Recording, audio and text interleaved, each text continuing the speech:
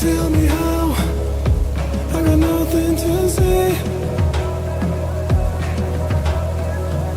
Tell me why, on my tombstone is blank. 'Cause I'm not the one who won't try. I'm not letting life pass me by. And tell me when the days are less gray. And tell me where is the road to less pain. How many days before I decay? It's getting so hard to get by. Where are all my trophies in life? And he hated the way he was dying, but the moment he turned on the light, he became what he dreamt of at night when he was young and hungry for life. Set to sail to a place I can't say. Live a life worthy of chase. The time is today. New blood in my veins. I won't be the joker in life, playing the part I don't like. And he hated the way he was dying.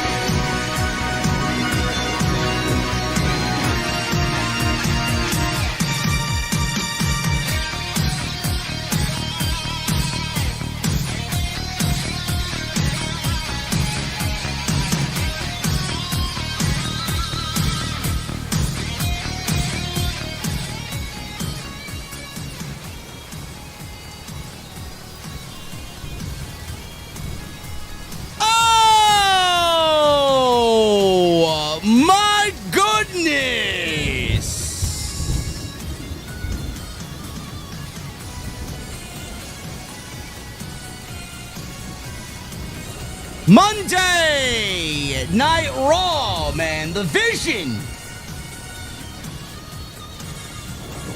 ain't so clear anymore, bro. What happened? I've had people all day wanting me to go live. What do I think? What do I think, man? Listen. We do things on our time. I needed to play some Battlefield 6 today, man. I'm kind of addicted. There's nothing like flanking from behind, man, and shooting 4 geeks in the back that don't know you're there, man. I love it. Bron Breakker shot Seth Rollins in the back tonight. Betrayed. We had a betrayal in Australia. What does this mean? What about the vision? What about War Games? I don't have any answers to these questions, chat. I don't. But I'll tell you where my mind is at. Also, Dominik defends the IC title tonight against Penta. And WWE, for all the sickos out there that say I'm a shill, shove it up your ass. This was probably the best week of WWE TV in a very long time. One of the better weeks of 2025. Another banger Raw. We're going to the OTS venue inside my mother's basement. It's been raining all day, man. I need something cold to relax to. And when we get there on this Monday night, I want to know, what the fuck are you guys drinking? I'll see you over there.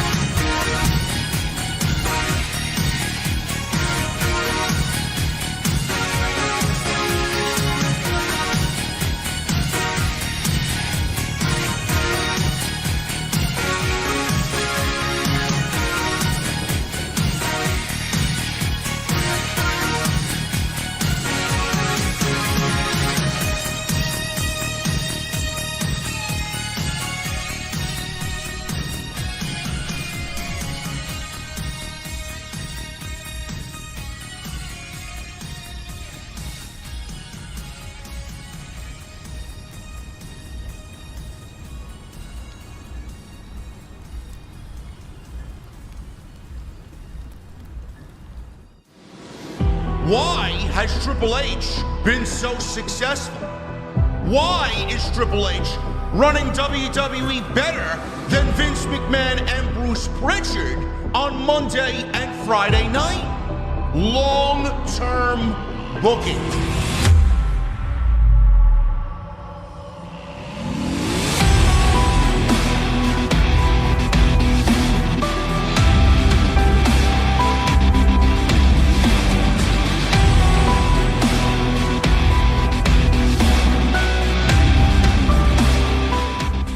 What is going on, guys? Thank you so very much for joining me right here on Off the Script. This is your Monday Night Raw Post Show for October 13th, 2025. I am your host, JD from New York. As always, coming to you live from the OTS venue inside my mother's basement. Yes, the eyes move on the picture behind me. Yes.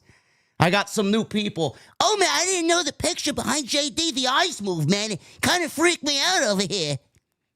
Yes, the eyes move. I love it. Shout out to Deviate, man, for the not tiki bar design. Thank you guys so very much for joining me on your Monday nights, wherever you may be. Monday Night Raw aired at 8 a.m. I didn't get up till 11. I didn't peel myself out of bed till 11:30, man. I was very tired. This weather doesn't really do me good, man. Rain all day yesterday, rain all day today. Felt like one of the cats, man. All the cats had the right idea. Sleep. Everywhere I looked, sleep. That's exactly what I did. I took my ass back to bed around 3 o'clock, man. Played a little bit of Battlefield 6 earlier this afternoon. Did some light work, took some notes, played some Battlefield, took a nap, made dinner, watched Raw. Oh, but JD, where's the Raw review, man? I gotta get your opinion on this, JD, from NY 602. Yeah. It was a very eventful Monday Night Raw, to say the least. It was a very eventful show, predominantly because of the ending. Now, I do have some news articles that I will go over, one from Meltzer and one from Sapp, in regards to why the ending potentially went down the way that it did. And I guess to start things off, I will read those because it really gives you guys an idea of what the hell is going on here. Now, let me set this up for you. Crown Jewel, Cody and Seth Rollins had a banger match. They went nearly 30 minutes, and there was one spot in this match where I didn't really think much of it. Many people didn't think much of it. It was a coast-to-coast headbutt. Cody was hanging upside down in one corner. Rollins went to the opposite corner, did a coast-to-coast headbutt. And by the looks of it, now looking back at it, he landed awkwardly when delivering the move. He came down on his left arm. How injured or not Rollins is, nobody knows. He finished the match, and he went on to win the Crown Jewel Championship, which was ultimately the right decision for Seth Rollins. On the Crown Jewel Post Show, Rollins made a comment saying that this shoulder or arm injury, that spot, the headbutt, was going to have long-term ramifications. Now, when Rollins had the injury occur before SummerSlam, he didn't really say much of anything. Rollins went into a match with LA Knight on Saturday night's main event, faked an injury, purposely lost the match to play up the fact that he was injured, and we didn't see or hear anything from Rollins until SummerSlam on night one, where he cashed in his Money in the Bank contract. Paul Heyman did most of the talking for him. Rollins cashed in the contract, beat CM Punk after a brutal match with Gunther. Punk's title reign lasted 5 minutes. They called it the ruse of the century. Now, I think anybody with a working brain watching the show realized that this doesn't really smell like an injury. A lot of people dissected that spot to come to a conclusion that it doesn't look like Rollins got hurt. They played it up as if he was hurt, mixed with the fact that WWE was kind of really pushing their Unreal series on Netflix. Everybody kind of pieced the puzzle together. Rollins went on to win the World Heavyweight Championship and has been the World Heavyweight Champion since. Has the Vision and Seth Rollins been the most entertaining, most exciting, most must-see group in WWE? The answer is no.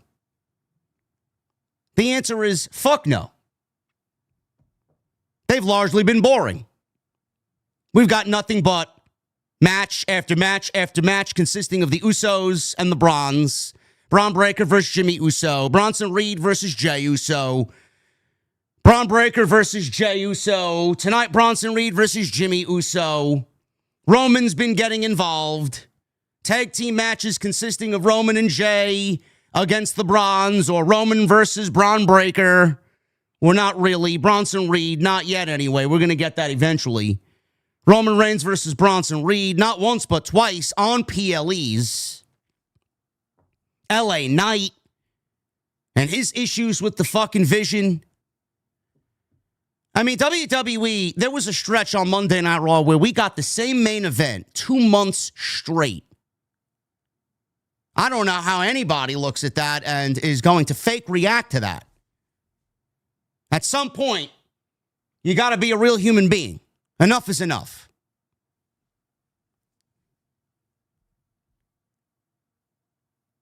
The group was put together to make Rollins the guy. They wanted to make Rollins into whatever Roman Reigns was. But the thing is, there's only one Roman Reigns, and there will forever be only one Roman Reigns. You cannot recreate what you did with the original OG bloodline. There was an authenticity to that. There was a sense of family to that. There was a sense of real, genuine, emotional, relatable emotion to everything that those guys did.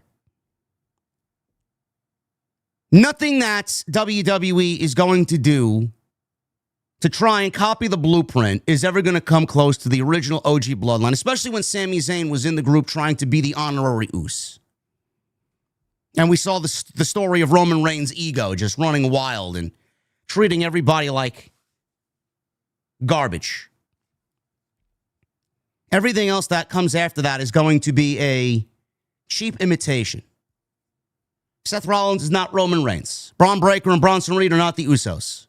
Paul Heyman isn't even the same. He's not the wise man. He's the fucking Oracle.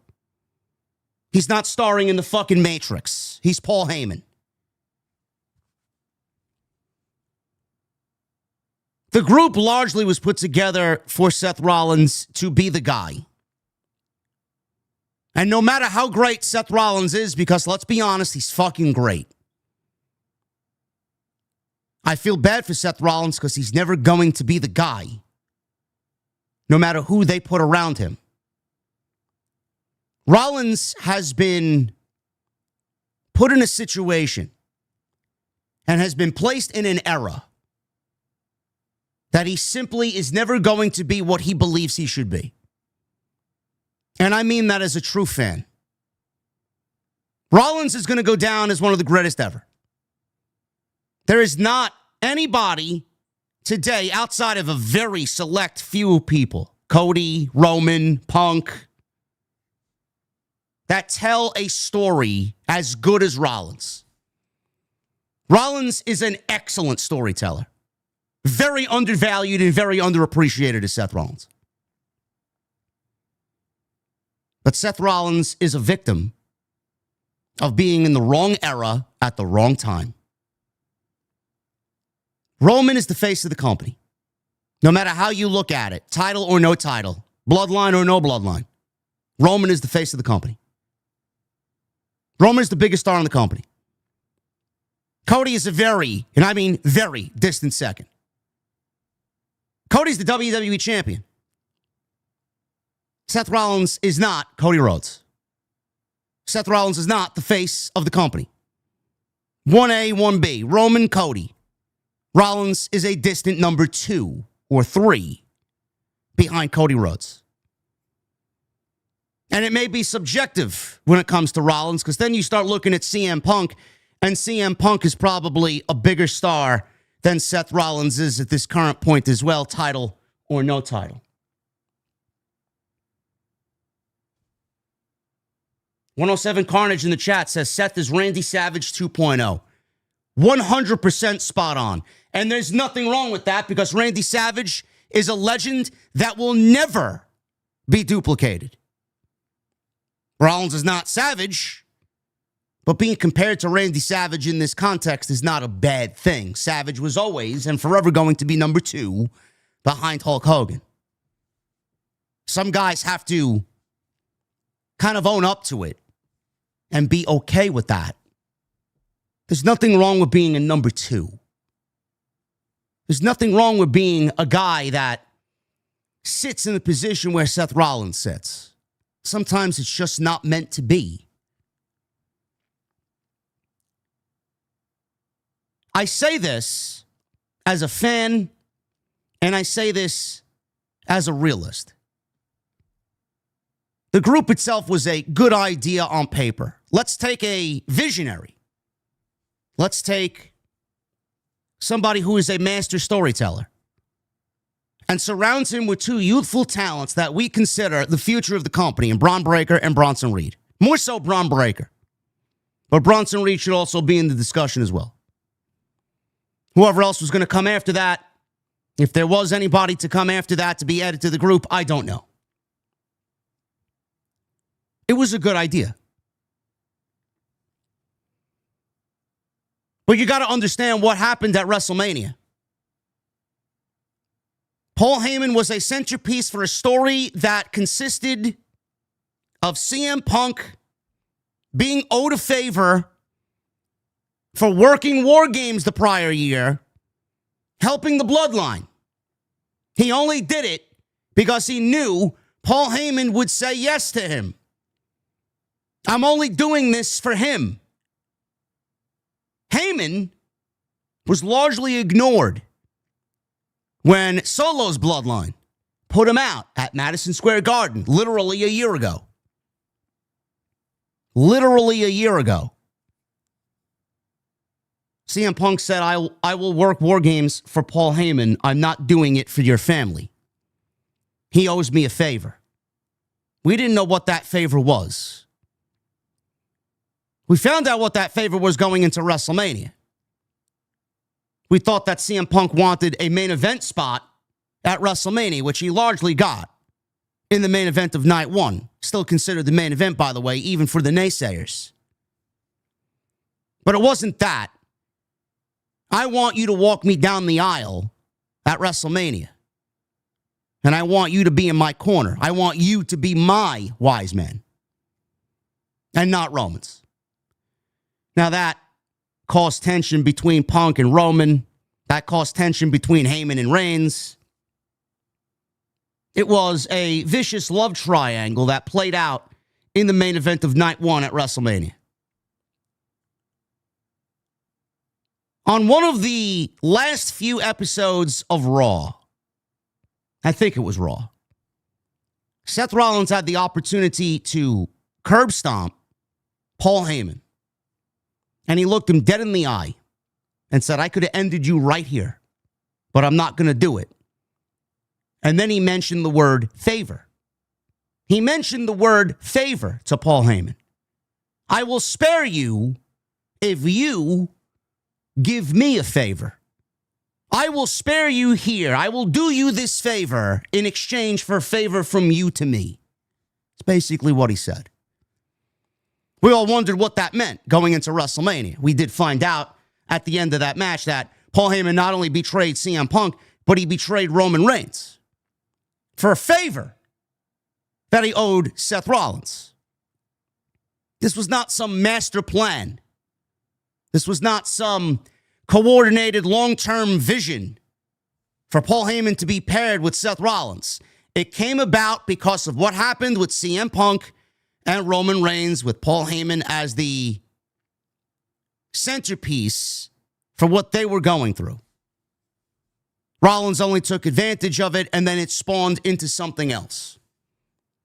They added Bron Breakker on the Monday Night Raw following WrestleMania. And this group, who went unnamed, by the way, for 4 months, was a thing. They added Bronson Reed, and then they became the Vision. Paul Heyman was the Oracle. It was basically a Walmart version of the OG Bloodline, without the character. Fast forward to tonight. From me to you guys, we got 2,400 people in here. Thank you. From me to you guys, I even posted on social media today because there was no avoiding it. It was all over social media. The first thing I saw when I signed in was the ending of Raw. The first thought in my mind was, this is a work, bro. This is all a work. There's no way I'm looking at this head on and I'm saying, you're going to break up the Vision now? You're going to boot Rollins out of the group now with 6 weeks to go before War Games inside Survivor Series. You're going to break up the group that has largely been rumored to be one of the featured teams inside War Games. Why would they do that? First thing I thought about was a work. Then when you say that, obviously, well, why comes along with that? Why is this a work? Well, why was the first instance a work? Why would Rollins take a tsunami and a spear from Bron Breakker and Bronson Reed to play off this work? Well, I don't know. Why did he lose to LA Knight to play off the first work? He willingly took a loss and ended a match that got cut short to take a loss to LA Knight to see his vision play out. Who was the one going after the World Heavyweight Championship? CM Punk. CM Punk was in the main event of SummerSlam for night one against Gunther. Seth Rollins has said it himself. As long as there's a breath in his lung, he will ruin CM Punk's chance, any chance he gets of becoming the world champion. Those are words that have gone on to ring true ever since he uttered them when John Cena had him in the STF. That's inside the Elimination Chamber. Again, if you guys remember. Now we're looking at CM Punk again as the number one contender for the World Heavyweight Championship. Who knows when that match is going to take place? I would assume it's going to be Saturday night's main event, coming up in about 3 weeks. They're not going to wait till Survivor Series to do that. Now CM Punk once again finds himself to be the number one contender for the World Heavyweight Championship. And who is the World Heavyweight Champion? It is Seth Rollins. So the first thing in my mind was that this was all another elaborate work to screw CM Punk and to get more footage and another episode for WWE Unreal. But again, the question remains, why would he take a spear from Bron Breakker? Why would he take a tsunami from Bronson Reed? I don't know. Only Seth Rollins can answer those questions. I'm going to read to you the article that Fightful put up. And this is very interesting. Because this, once again, is just like the injury that happened before SummerSlam when he cashed in, the leg injury. Rollins looks to have sustained an injury at Crown Jewel. Rollins was seen backstage and around Australia in a sling after the Crown Jewel match with Cody Rhodes. It's widely suspected internally that he sustained the injury on the coast-to-coast headbutt, but then finished the match. He noted that the move would have long-lasting ramifications. What exactly does that mean? Does that mean long-lasting ramifications? It could mean anything, really. Does it mean long-lasting ramifications in the way of, well, the championship's going to be in trouble now because I injured myself and I can't defend the championship the way that it should be defended? Or does long-lasting ramifications mean CM Punk is going to suffer again long-lasting ramifications because of my elaborate ruse? Rollins broke the distant fall with his arm. It's pro wrestling, so anything is possible. This was again treated as a legitimate injury internally. WWE has been very, very, very secretive, especially with situations like this, because they want to conserve it or preserve it for Unreal. To be clear, says Sap, much of the details around Rollins right now are very secretive and riddled with speculation. The specific details of the injury were being kept very quiet One WWE source said individually, not on behalf of the company, that an actual break of Rollins' arm in this case would probably end up better than a shoulder injury because Rollins could be back in December from a break. However, they said it would be unlikely they could avoid a drastic change if it was more serious, like a shoulder injury. Now, he was being careful filming segments at Raw and was hiding the injury with baggier clothes on, which is the first thing that I noticed. Rollins tonight didn't really move his arm from this position. Let me use the left arm. He didn't really use his arm at all on the show. He was holding the championship up with his left arm. He had his arm pretty much resting on his chest, always in this fixed position.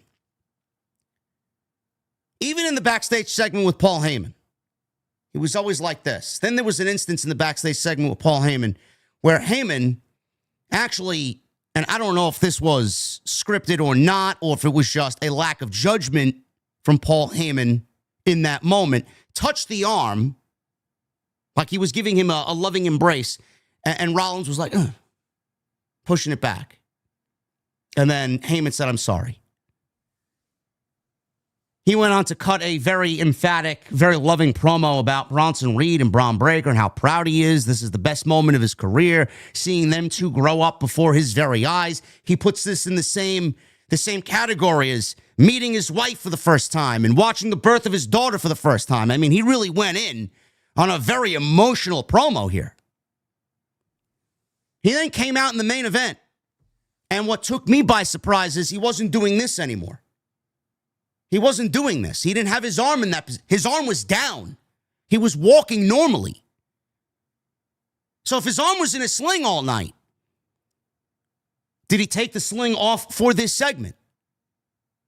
Did he take this sling off for this segment because we knew that he would eventually eat a spear and then a tsunami, and it would be easier to do those maneuvers without his arm stuck in this position? Or did he take the sling off because maybe he wasn't wearing it all night, pretending like he was wearing it all night? Maybe he was wearing it all night to give us the effect. But was he wearing it, not really needing to wear it, to play off another ruse? Because when his arm is in this position all night, and then in the main event segment coming out to attack CM Punk after he won the #1 contendership against LA Knight and Jey Uso, he had no arm in his sleeve. His arm was down. Now, if someone's arm is injured to the extent like they said Rollins' arm is injured, why would he be without the sling? If he's injured, he wears the sling. If he's injured, he's not on TV. He opted to stay. He opted to be on TV with the injury. Nobody really knows for sure. But again, if he's not injured, why on earth would he not be wearing the sling? How injured is he really if he was okay to operate without wearing the sling? Again, it is not wrong to immediately think after, especially watching Raw, going back and looking at it. I had all day to sit with this footage, and I had all day to sit with these clips. Then I watched Raw tonight at normal time. It is okay if you think. Don't let anybody judge you. WWE did this to us one time before, not too long ago, literally in August. It is okay to think that this is all another elaborate work. Everything lines up for it to be that. He did it once. Why won't he do it again? Rollins is a master of his craft. Rollins is always looking for ways to prop up his character and create a moment. He is a visionary. His entire group is called The Vision. What does he see in the future of this vision? What does he see in the future of WWE? But one thing remains. CM Punk was the #1 contender going into SummerSlam. He beat Gunther for the World Championship. Rollins came out and pulled the ruse of the century. Now we're back with the same cast of characters again for a second time this year in as little as 3 months. And you mean to tell me that you're going to blast people and call them wrong for thinking that this is another ruse? When it all lines up to being that very same ruse. The only difference is it's an arm injury and not a leg injury now. That is the first thing that I thought. Rollins was credited heavily from over a half a dozen sources that Fightful spoke to for finishing the match, staying in Australia, and working Monday Night Raw. Not just that, but doing a promo, backstage segment, and a physical segment. Again, how injured is he? How injured is he? If the guy is on the verge of having a shoulder injury, now, like, the last time we saw a shoulder injury occur on Monday Night Raw, it was Liv Morgan, and she's still out. And that was nasty. Why would they put Rollins in a position with something like that, a shoulder injury, to further risk injury to their World Heavyweight Champion? And then you look at the situation with Liv Morgan. I mean, the report just said that they would rather his arm be broken and not a shoulder injury, because at least he'd be back in a shorter amount of time. Why would they have him go out there with a shoulder injury? Why would they have him go out there if the arm was potentially broken? It doesn't make any sense. It doesn't make any sense. Though details were foggy, the hope from staff backstage was that because Rollins was cleared for the segment, that the injury might not be as bad as feared. So if the injury is not as bad as feared, why did we obviously rush plans that were supposed to take place next year, by all accounts? Why did we speed them up by 6 or 7 months? This is another question. If Rollins is not hurt as badly as we seem to see that he might not be, again, let's go back to what I said. If he was so injured, why is he out of the sling? If he's so injured, why is he taking a spear? If he's so injured, why is he taking a fucking tsunami with a broken fucking arm or a shoulder injury? It doesn't make any sense. Those are the two moves you don't want anybody to take if they are suffering from an injury as discussed here.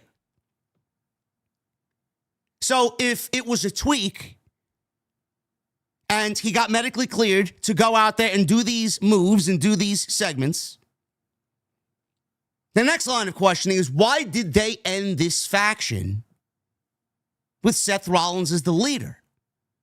Why did they speed up 6 or 7 months of storyline, which more than likely would have played out next year with Bron Breakker going on his own and betraying the vision? Why did they speed it up? This is another line of questioning. The Monday Night Raw ratings haven't really been what they expected to be on Netflix. This is readily available information. Now, we are in Monday Night Football season. Everything's going to be down. Views everywhere are down. Everything else is going on, much more important than pro wrestling. We got the MLB, NL, and ALCS. We got hockey starting up, basketball starting up, football, college football, NFL, you name it. Everything going on right now is more exciting than pro wrestling. There are several different aspects as to why WWE decided to pull the trigger. Maybe the vision wasn't working out. Maybe people were getting bored of the vision. Maybe the reason why the Monday Night Raw ratings have gone stagnant and have dipped is because they're tired of the fucking group. They're tired of the storyline. They're tired of seeing the same old shit. It's basically a bloodline cosplay with Seth Rollins as the leader, who's not Roman Reigns, with Bron Breakker and Bronson Reed, who are not Jimmy, Jey, and Sammy. And Paul Heyman basically doing the same thing that he was doing for the last 4 years. Telling worse stories than he was then. Maybe that's why. Maybe they realized they needed a change. It wasn't working out. Fan interest was waning. Or how about this? We always flame WWE about not taking risks. They're too safe. Triple H just gave you an absolutely unexpected ending to Monday Night Raw, so we can't really say tonight anyway that the man was playing it safe. We're asking for an exciting show, or more exciting show. We're asking for some unpredictability. We're asking for something to get us excited, to get us talking. Can't really hold him accountable for that tonight because he did everything that we've been asking Triple H to do. This now gets us into a situation where the two future pieces of the company are going to be the stars.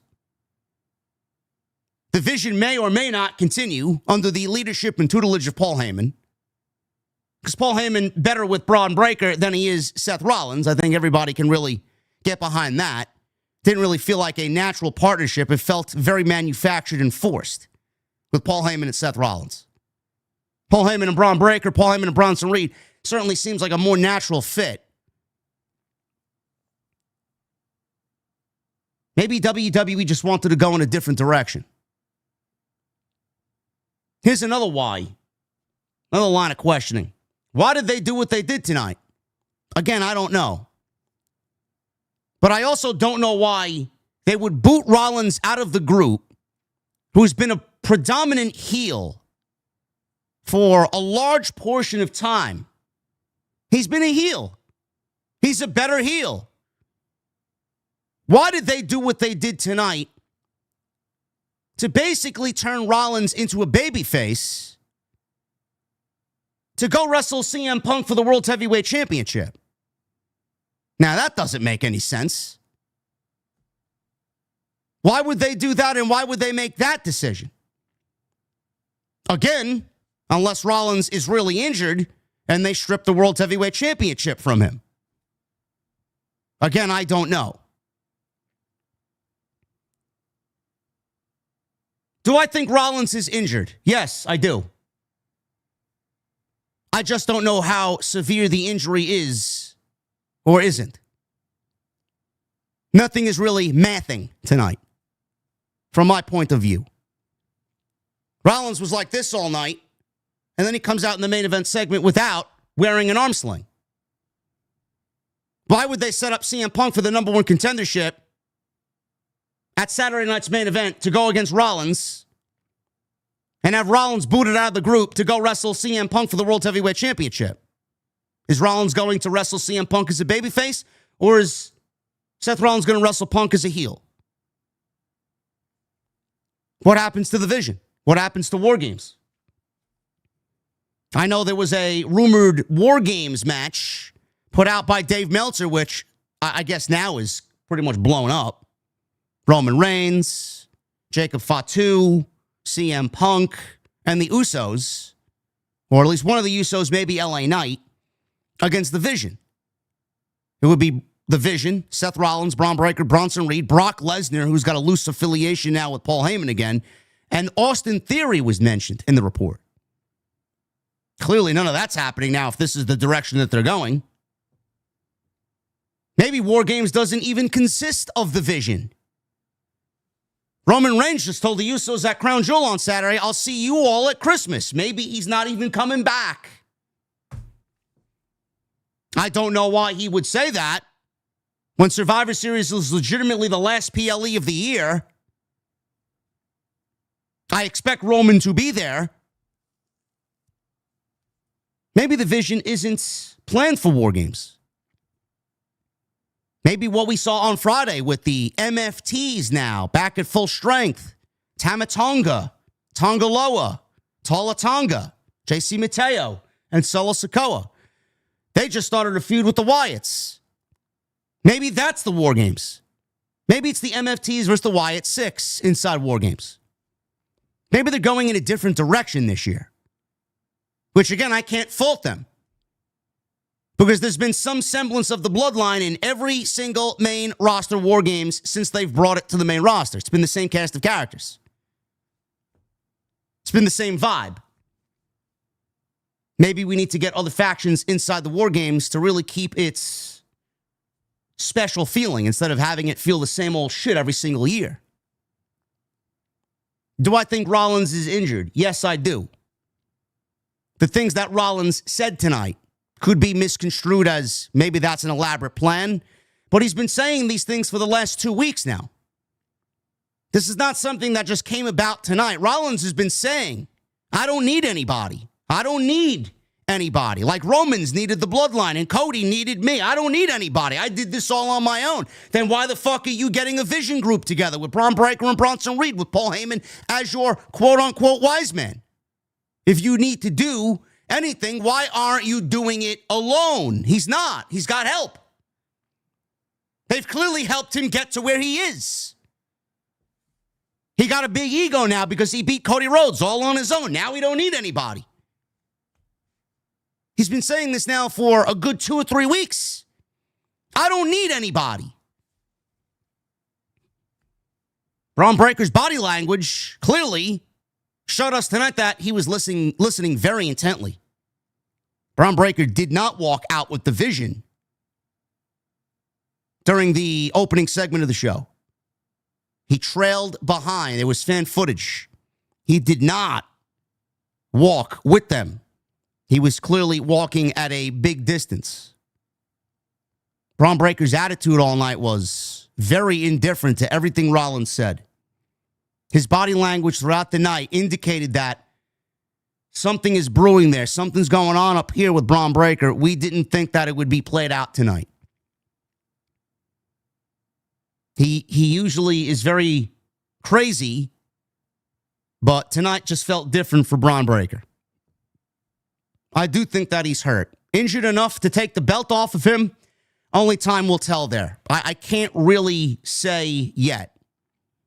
I just don't understand why they booted him out of the group for him to now defend the championship against CM Punk, whether that's at Saturday Night's Main Event or Survivor Series for the World Heavyweight Championship.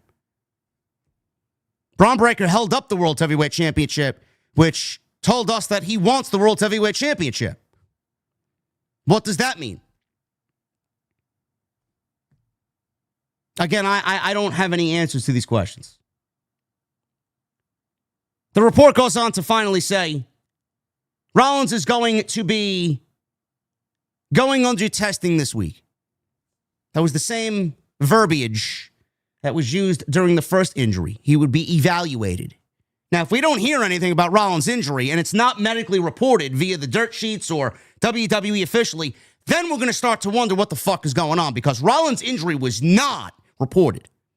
We got no diagnosis. We heard that he went to James Andrews to go get medically evaluated. Nothing about his injury the first time. They kept that shit so tight-lipped you didn't fucking know a thing. We didn't have a diagnosis, a time frame, nothing. I feel like we're going to get more of the same here. He's going to go under to get further testings here in the coming week. As far as the creative, what is and wasn't planned, we'll get some more details on that as time goes on. Last week, when Wrestling Observer reported the plans for Survivor Series and War Games, we were told that the lineup that Dave actually reported was actually an option. Today, when we followed up, it was largely dismissed as not being the specific direction. WWE had Bron Breakker and Bronson Reed attack Rollins at the end of Raw, which was hinted to us was heavily creative pivot for WWE without being explicitly stated. Fightful Select spoke to a source in WWE that indicated that they heard that a Bron Breakker split wasn't originally planned or in the cards until next year, 2026. One idea that I had, and I don't really think he needs it. I don't think Bron Breakker does the faction shit. I don't think he needs it. I don't think it's going to benefit him at all. Bron Breakker legitimately took the reins tonight. Bron Breakker acted like the new leader. He made the decision. This wasn't a Paul Heyman thing. Paul Heyman basically mouthed to Bron Breakker tonight after the first spear, "What the fuck are you doing?" Word for word. Bron Breakker made the decision. Bronson Reed did not. Paul Heyman did not. So this wasn't an elaborate plan from Paul Heyman to screw Seth Rollins, even though he did question Rollins if he lost to Cody Rhodes. You're going to make me question why I joined you and I left the tribal chief. Bron Breakker made this decision. Bron Breakker got Bronson Reed on board by saying, choose wisely. It's either me or not. Bronson Reed quickly said, yes, I'm joining you, Tsunami. He then took Paul Heyman by the suit jacket and said the same thing. It's either me or not. Paul Heyman emphatically raised both Bronson Reed and Bron Breakker's arms in the air and gave a look which basically all but said, fuck you, Seth Rollins. Bron Breakker doesn't need a group. Bron Breakker just needs a ring and destruction. So does Bronson Reed. One of the ideas that I had thinking when I was watching this show is that the vision continues. With Paul Heyman as the Oracle. If they want to keep the vision name, anything that Paul Heyman is assigned to, I'm going to be heavily invested in. Paul Heyman, anything that Paul Heyman is a part of creatively, anything that Paul Heyman has a say in as far as characters and who he wants to work with, I am going to be invested in him and whoever he works with, always. That will never change until the day the man is in the grave. Does the vision continue on without Seth Rollins? Do we see other youthful stars collectively join forces as the vision? The vision doesn't need to mean visionary for Seth Rollins. The vision could very well mean the vision of the future of WWE. Could we get an Austin Theory involved? Could we get an Ethan Page? Could we get a Ricky Saints? Could we get a Tony D'Angelo that was rumored going into Clash in Paris? The vision could still continue because you know WWE, you know Triple H loves his factions. I feel like WWE and Triple H can't run a creative without a fucking faction. Bron Breakker doesn't need it. Let me emphatically say that again. He doesn't need it, but I don't really see the vision going away. They are a duo. Heyman will be with them. They very well could add others around them. They could still very well be a part of War Games. But where does this leave Rollins? Again, I don't know. Because on the surface level right now, on the night that it occurred, it doesn't really make a lot of sense to me. You blew up plans for an injury that you don't really have any real diagnosis on. I find it very iffy. I find it very weird that WWE doesn't have a real diagnosis on Rollins 48 hours coming out of Crown Jewel. Like, I think their medical team is fucking well enough to know if Rollins has a broken arm or if he's got a separated shoulder or some sort of shoulder injury. Again, nothing is really mathing for me here. But I will say this, at the end of the night, we want the Triple H to be a little bit more unpredictable. We want the Triple H to start playing it less safe. We want the Triple H to throw a wrench into the fucking gears and blow the shit up. I can't really sit here and say I don't like it. Because it's given us a fucking talking point now that's gotten everybody excited because we believe in Heyman, we believe in Reed, we believe in Breakker. Rollins was the one that nobody really wanted to see. They were waning interest. The feud with CM Punk wasn't really going anywhere. You poll a majority of the people, they don't want to see another CM Punk and Seth Rollins match, let alone continue this fucking feud. I have now thought myself out of this, and I don't want Rollins and Punk anywhere near each other anymore. I would move Punk to SmackDown. Who's to say Netflix doesn't have a say in this? The ratings are fucking falling. Maybe they want youth. Maybe they want Punk. Maybe they want somebody else. I don't know.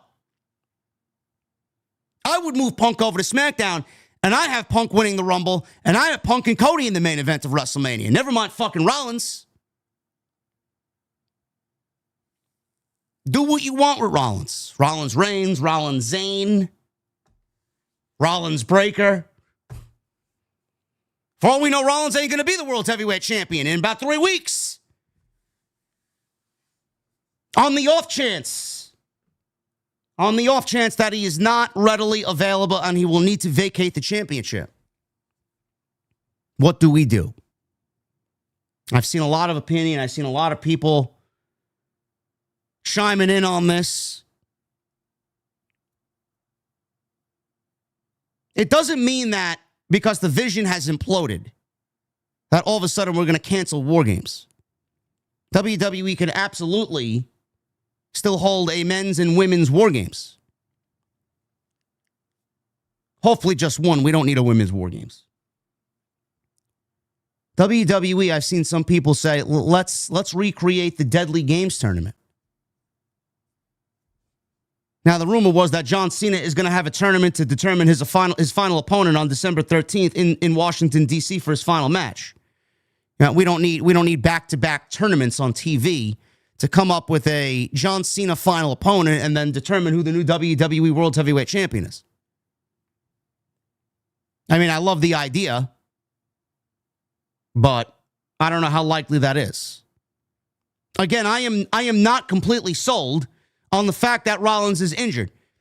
My first inclination was coming out of the LA Night match on Saturday night's main event on July 12th. My first inclination was he's not hurt. This is a work. Whereas this time, my first thought is he's hurt. You're going to have to give me a couple of days to assess the situation here, just like we did with that first instance. It was only more and more likely that this is a work. This is a work. A whole week, 2 weeks, this is a work. There's no way that this guy's injured. This is one night. Monday Night Raw took place literally 12 hours ago, 10 hours ago. I'm going to let this one sit for a little bit. Obviously, we'll talk about it more on TNT tomorrow with Solid Monster.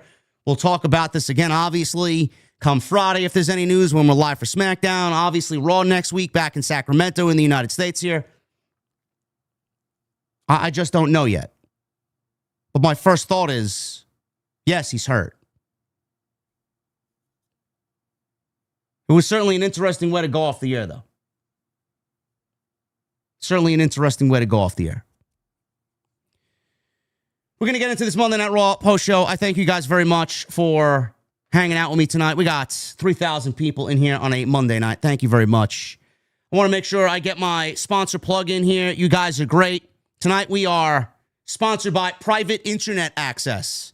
You guys want a shot to go watch the WWE PLEs and not have to pay the ESPN prices? Well, I've linked up because I care about you guys a lot with Private Internet Access. You guys want a reliable VPN where you can watch the WWE PLEs? Don't worry, I got you covered. Make sure you guys click the link in the description and go visit the link that I pinned atop the live stream chat at the very top. Tonight, we are sponsored by my great friends over at Private Internet Access. Wrestling fans, today I want to talk about getting worked. And I don't mean by Tony Khan and his awful AEW booking. I'm talking about getting worked by the streaming services. Do you know ESPN charges $30 a month on top of Netflix just to watch WWE premium live events? That's like paying for a front row WrestleMania ticket just to see an episode of WWE Evolve. But here's the thing. I don't pay that, and neither should you. I use Private Internet Access VPN, and it's the best tag team partner I've got outside the ring. PIA hides your IP address and encrypts your internet connection. That way, you are shielded. Your digital life is completely secure from those looking to exploit your private information. PIA lets you change your location online with just a click of a button. And here's the trick. If you switch your Netflix library to the UK, you don't need ESPN Premium Live Event subscription at all. Over there, WWE isn't as big, so ESPN doesn't charge extra. That means you can watch every WWE PLE for no extra cost, while everyone else is still paying $30 a month to get worked. And it's just not wrestling.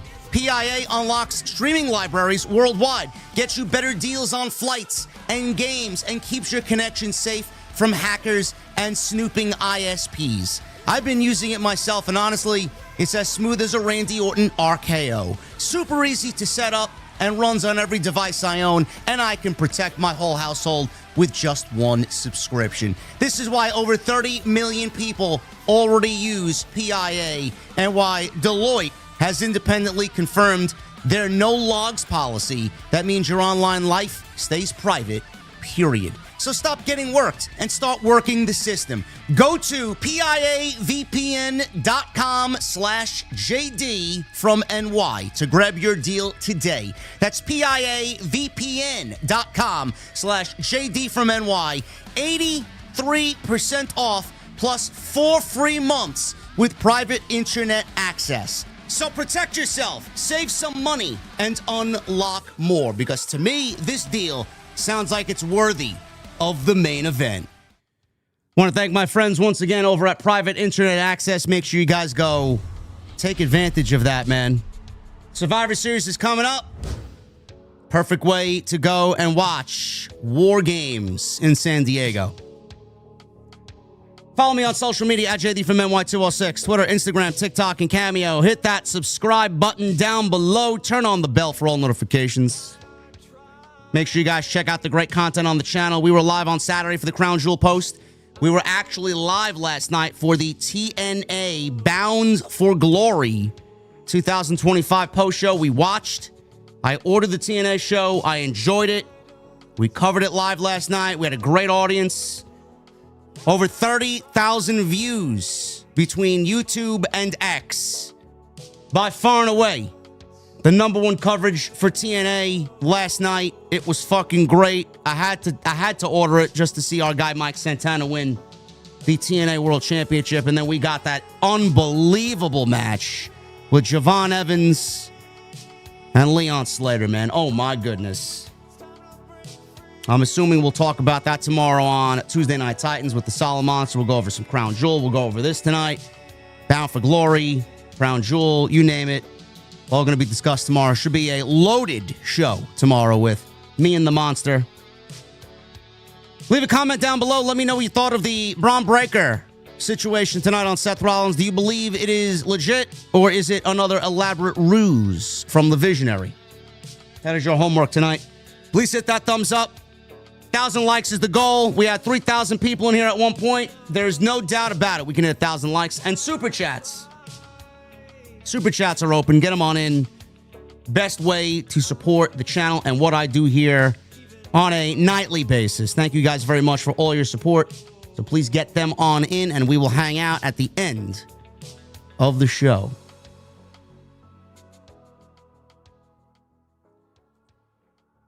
Trey Messiah 95 JD, has your opinion of Evans changed? It is slowly changing. Do I think he is a world champion? Not at the moment. I think it's way too reactionary to say Javon Evans is going to be a future world champion. Maybe an NXT champion I could see. But he's nowhere near ready for the main roster yet. He's 21 years old. Give that man some time. Monday Night Raw. Rollins and the Vision open the show. No Becky Lynch. She'll be on the show next week. She's got a title match next week. It's going to be Title Monday next week. One of the title matches will include Becky Lynch versus Maxine Dupree. She will defend that IC title against Maxine, who beat Becky Lynch last week in a countout in Maxine's best match on Monday Night Raw. Rollins, for the first part of this promo, it was nothing more than the usual spiel. I'm a visionary. He hugged Heyman, rather. He kissed Heyman. Heyman kissed him. Rollins put over Breakker before moving on to Bronson Reed. Reed got a big reaction. The crowd sang his name. Oh, Bronson Reed. You know, Bron Breakker hates these European-style chants, yet now they're doing it to his boy. Rollins said Reed destroyed and embarrassed Roman Reigns and now is the new tribal chief. Rollins called himself the greatest heavyweight champion of all time. False. That is... I don't know. Who is the best world heavyweight? It might be Rollins, actually. I was going to say Gunther, but I don't know. It's a very subjective thing. People like to say there are levels to this game. Roman says there are levels to this, but no one was on his level. Unlike all the other greats lately, Rollins hasn't needed any help to gain his success. Crowd started to chant, bullshit. Rollins said Reigns needed the Shield and the Bloodline. Cody Rhodes needed him to be his Shield at WrestleMania to beat Reigns. Rollins beat CM Punk and Reigns at WrestleMania on his own. He won I think he's got selective memory. He won the world title on his own. He trounced Rhodes on his own. Rollins didn't need Breakker, Reed, or Heyman. He has chosen them, and they have chosen him. Gee, I wonder why Bron Breakker took offense to what Rollins said. I don't need Breakker, Reed, or Heyman. I wonder why you got a spear right to the midsection, bro. And why you got tsunami'd.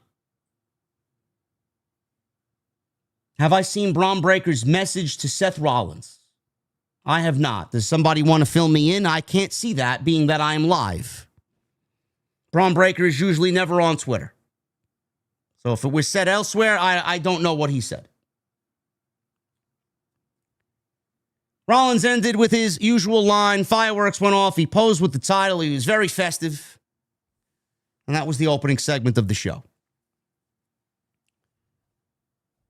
Rollins basically dug his own grave when he said he didn't need Breakker, Reed, or Heyman. This is now 2 weeks in a row where he said the same thing. And I mentioned this on Saturday, if you guys went back and listened to what I said in regards to him not needing anybody. The same works for Reed and Bron Breakker. Do they really need Seth Rollins? Bronson Reed has dispatched of both Usos on his own. He's taking care of LA Knight.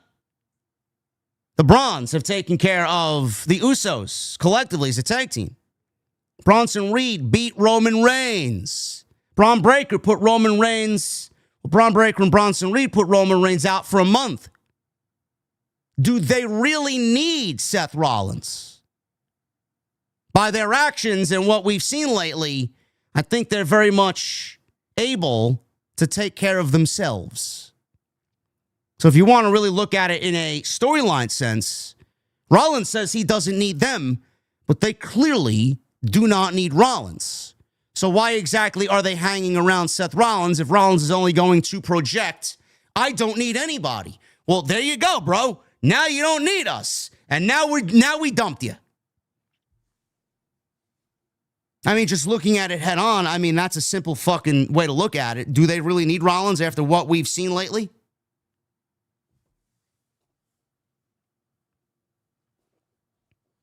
Rusev, he confronted Penta backstage. Rusev didn't like that Penta was getting an IC title match tonight against Dominik Mysterio. He called him Baby Boy Dom. It was fine, though, because Rusev spoke to Adam Pearce, and he would get the winner of tonight's match next week for the Intercontinental Championship. Rusev told Penta he hasn't forgotten about that kick last week. Penta called him Pendejo. Zero miedo, and left. Dominik was walking in Rusev's direction. He saw Rusev and quickly turned around and snuck away without Rusev seeing him. Dominik Mysterio and Penta for the Intercontinental Championship. This was actually very good. Good enough where I actually wish they put it on the fucking PLE on Saturday. 16 minutes. Dominik Mysterio was incredibly over here. Very much pro-Dom. In fact, more Dom than Penta in the opening match. We got a lot of dirty Dom chants here. Penta did his usual spiel. There was a spot where Dom charged at Penta outside, and Penta gave him a back body drop onto the announce table, and Dom hit the announce table with a fucking... It was like an explosion. Massive thud on the commentary table. The commentary table is now rivaling the NXT Performance Center parking lot for the most dangerous spot in all WWE. Every single week. They went to a commercial break literally within 90 seconds. Usual WWE garbage. We come back from the break. Penta is now in control of Dom. Hits a springboard crossbody for 2. Dominik on the outside drove Penta into the ring post, followed with a suicide dive DDT. Dominik drove Penta into the barricade. Penta basically was in the crowd. He landed in the front row. There were some children in the vicinity. Luckily, they got out of the way. Dominik tried to take a count-out win. Penta got back in the ring. He beat the count at a 9. So we went into a second commercial break because we can't do anything on this fucking show without multiple breaks, commercial breaks, and a 15-minute match, which then dummies it down to maybe 9 minutes. Because these 3-minute fucking blocks of commercials times 2, that's 6 minutes. You're not watching pro wrestling. But if you use VPN, private internet access VPN, there you go.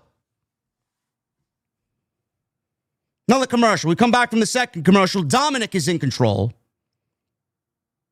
He did a springboard senton. He did try for another one, but Penta moved. Hits a flying crossbody off the ring post to the outside. Dominik went for 3 amigos. Penta blocked it. He went for 3 amigos and hit 2 of the 3 amigos. Dominik blocked the last amigo and snap suplexed Penta over on the third. Penta dodged a 619 and hit a Penta driver for a near fall. Penta went for a Canadian destroyer, but Dominik countered into a Michinoku driver. Very nice spot there for a 2 count. Rusev all of a sudden lightly jogs out to ringside. Penta sees him and immediately wipes him out with a dive before he could get involved. Dominik used a distraction to grab the bell hammer, which the timekeeper uses to ring the bell. This was very smart of Dominik.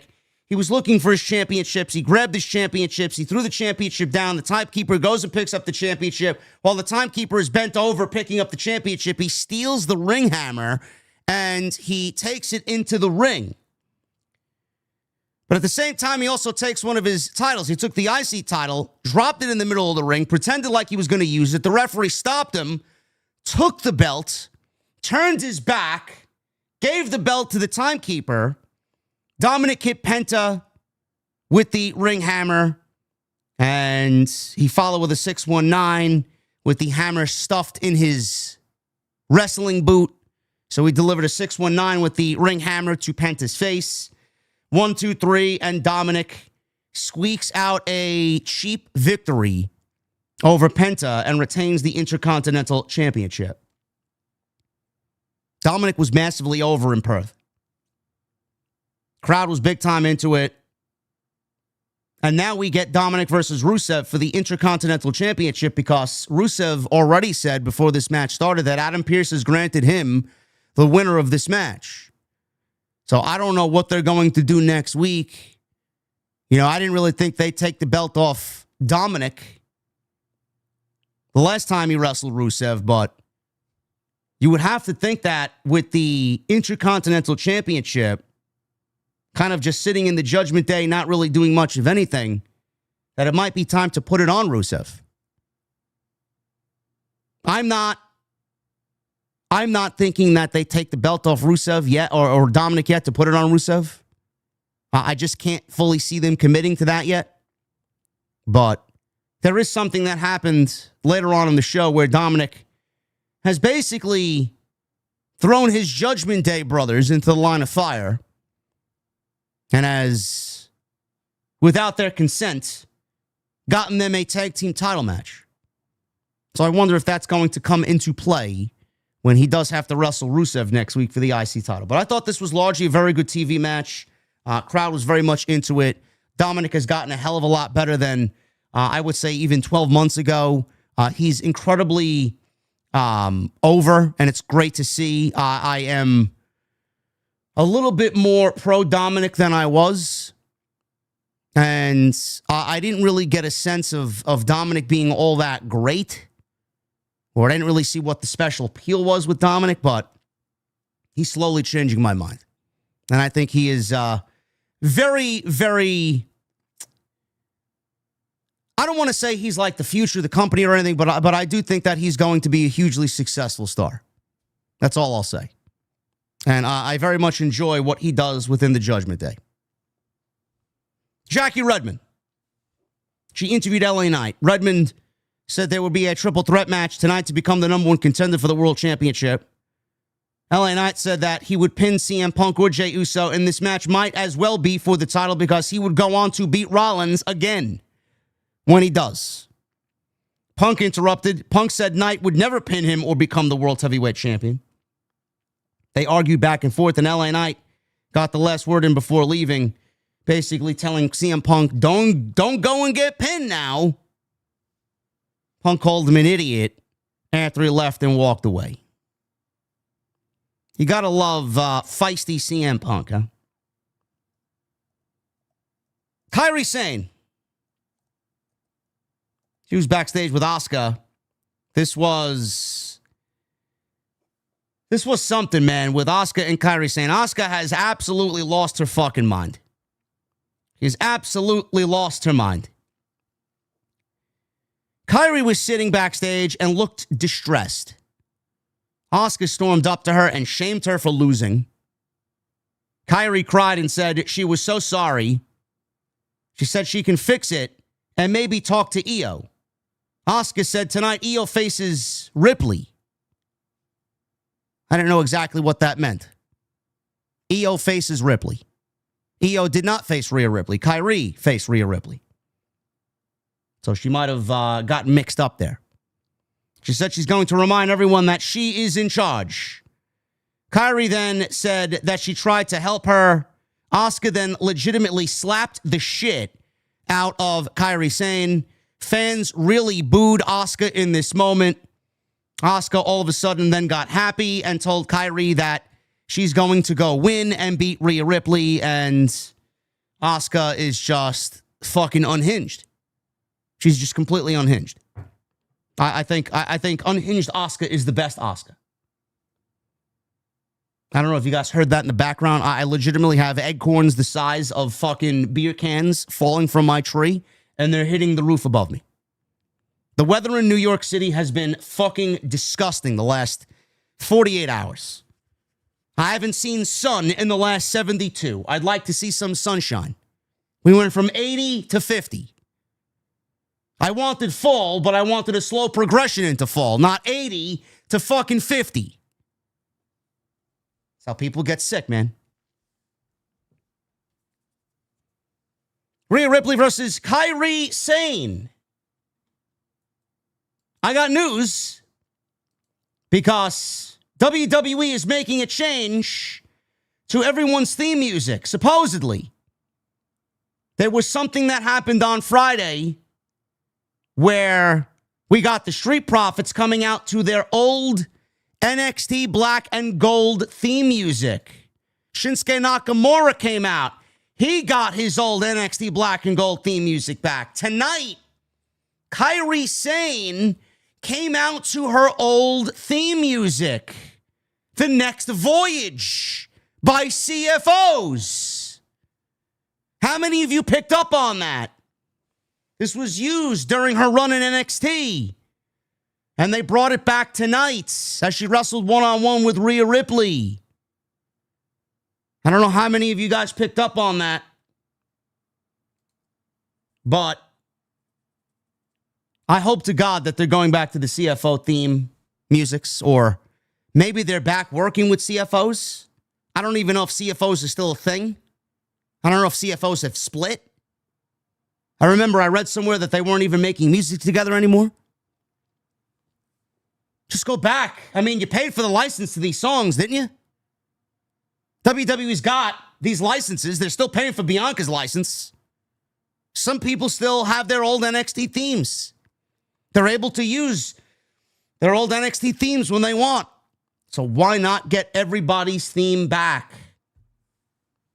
Hopefully this is the case. She came out to her old NXT theme. She wrestled Rhea Ripley tonight in the second match on tonight's Raw. This was more about the post-match than it was the actual match. This also went 15 minutes. Rhea Ripley obviously very over here, being that she's in Australia. Asuka caused a distraction. Rhea Ripley confronted her outside. Io attacked Asuka. Io attacked Asuka on the outside because she did not want to have any more interference here. She tried to even the odds. Sane wiped out Io. Asuka laid out Io as well as they went to a commercial break. Kairi Sane held control of the match over Rhea through a commercial break. There were, fuck her up, Rhea, fuck her up. Censored. They also called Asuka a wanker.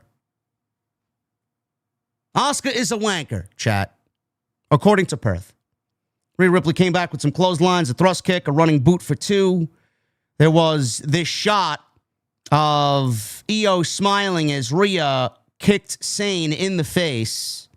Sane dodged a charge from Rhea, and Rhea ran into the ring post. Kairi then followed up with an insane elbow off the ropes to a standing Rhea Ripley outside, which looked fucking great. That was a great spot.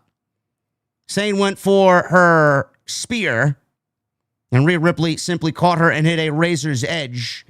Rhea followed with a running kick for two. A battle on the ropes between both of them led to Kairi hitting a double foot stomp where Rhea was held upside down by the ropes. Sane flew off the top rope. Rhea caught her out of midair with an electric chair facebuster. So from the double foot stomp, she got up because Sane flew off the top and Rhea basically got up quickly and caught her out of midair. Asuka's back up trying for another distraction here. Io took care of her. Sane tried for a roll-up. She got it too. Rhea Ripley followed with a riptide, and that was enough for the win here.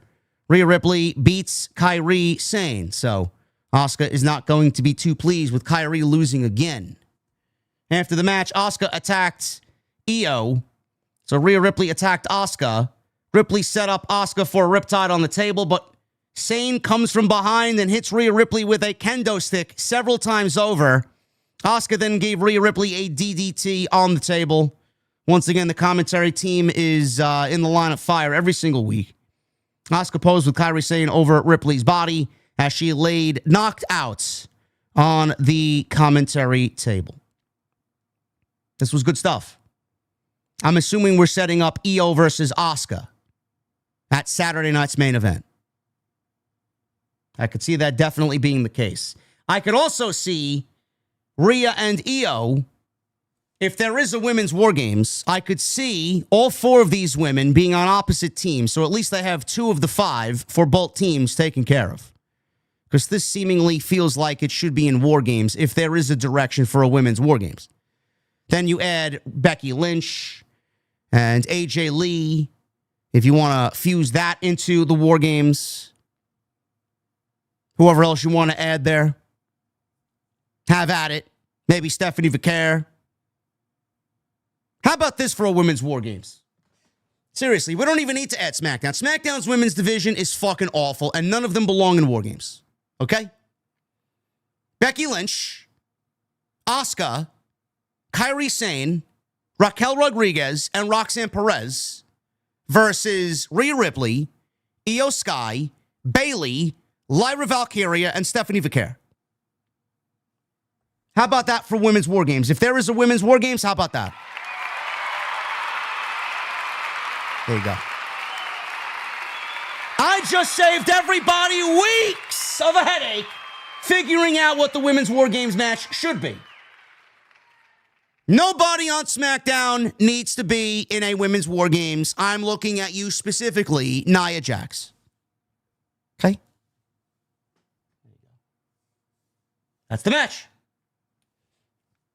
There you go, man. I just sold you on the women's war games, and most of us don't even want to see one. Kathy Kelly interviewed Rusev. Apparently, Rusev, he's getting an Intercontinental Championship match. Rusev said Penta got what he deserved. He's coming for Dom's belt. Nobody would stop him. And basically, in oh so many words, he said that he was going to put Penta 6 feet under.